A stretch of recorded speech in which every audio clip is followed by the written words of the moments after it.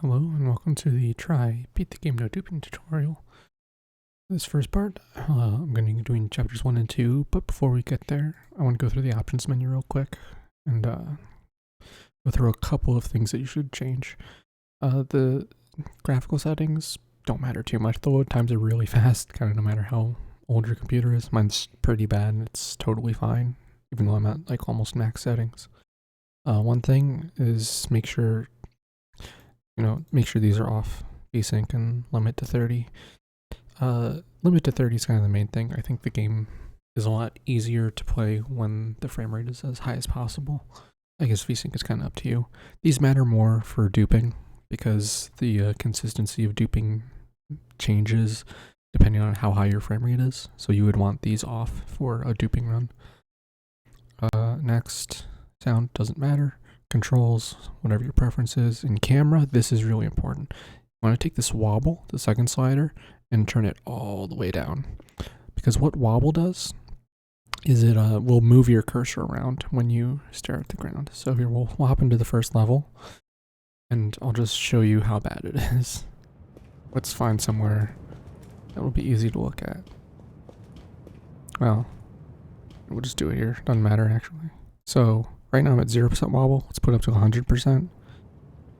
And it's a little hard to see because there's no like easy thing on the ground. But if you look at the cursor in the middle, how it's kind of bobbing back and forth over the first step. It's kind of moving like forwards and backwards. It's light, but that can like just mess up your it can mess up your placement for triangles and how you grab the box when you're doing box jumping and just tricks like that. And the rest of this I think is just preference. Language doesn't matter, preferences doesn't matter. I've set the triangles to colors to default just in case you haven't changed them, so you'll see what they are. So yeah, that's all for the options. Now in the first level, just restart. We're immediately going to do a save warp, which is matching quick save and quick load really fast. And the way you know you got it is up in the top right corner or top left corner. You'll see quick save done pop up multiple times. Usually wait for it to show up at least 3 times in a row like that, and then you'll know you got it. So if you're wondering how that trick works, we don't know exactly, but the theory that we have is that the constantly saving and loading like that kind of confuses the game as to where your coordinates are, and so it sends you to a default position, and each level has a different default position, and this one happens to be back here behind this wall. You're technically out of bounds here. You have to go up this ramp and in here. This fence has a pretty high invisible wall around it, that's why you have to come all the way over here. But yeah, it's also going to be used in chapters 2 and 7. I think that's all. Most of the other chapters, it's just not useful. Right, and then you just climb up on the ledge of the pillar and up onto here. You're in here, and that's the first level. I think it's about 15 seconds or so. And here, I'm going to quick save again. And an important thing to note, I'm going to restart the level real quick. That title bar that comes up, if you watch how it like spreads out to the sides, oh, it doesn't show up when you restart the level. I didn't know that. You have to wait for the bars to like get to the sides. And because if you quick save too soon, it just doesn't work for some reason. So the rest of this level is pretty straightforward. There's a couple like small things I want to go through.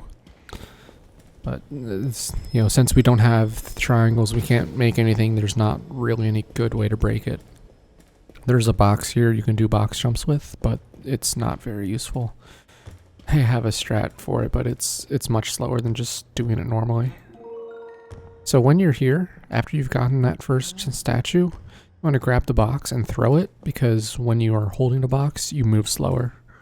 And so you want to throw it as much as possible. So throw it once from over there where it is to about the corner here, and then pick it up and throw it again over here, because it's not a straight line all the way across. So you'll probably have to do 2 throws if you just, if you don't want to like walk around with it. And up here, just platforming. There's an autosave right at the start of this section, so if you fall off, it's not a big deal. I was practicing this to make sure I knew this, and I fell off twice, so it's not impossible. So this is the other bit of speed tech here. When you're crouched, I let go of crouch and then mash on space. And if you do that in a tight space like this, then it will save a little bit of time. I think in that hallway, it's the biggest single time save that mashing space does. And it's like 3/4 of a second. So it's not a big deal if you don't want to mash, but it is, over the course of the run, it's like maybe 2 or 3 seconds. And then the switches, it's always the same. If you number them 1 through 7, left to right, you want to go 2, 3, 5, and 6. Right, and then jump across here. You can run across this gap for some reason. And then here, if you want to play it safe, you can just do this. But also, what I do is I climb up on the first step here, and then I will start moving the camera this way, run and jump, and then like bring the camera back to grab the statue. So it'll look like that. It's a very small optimization, but since there's not much else going on in this level, it can be worth doing. Right, and then you just run to the altar and get out of here. Like I said, not a whole lot to be done in this level. It's mostly just optimized in your movement. So when you get to here, and you're placing the statues, after you place the third one, you're going to quick save and quick load, because this makes the portal spawn a little bit faster. And don't do what I did there. Stand inside of it when you're waiting for it. You know, like that. Normally, the portal takes something like 5 seconds to spawn, and this, from like placing the last statue to it appearing, it's like 4 or 5 seconds, I want to say. And this shortens it a lot to like 2 or something. It's very, very short anyway. So yeah, that's been chapters 1 and 2 of Try.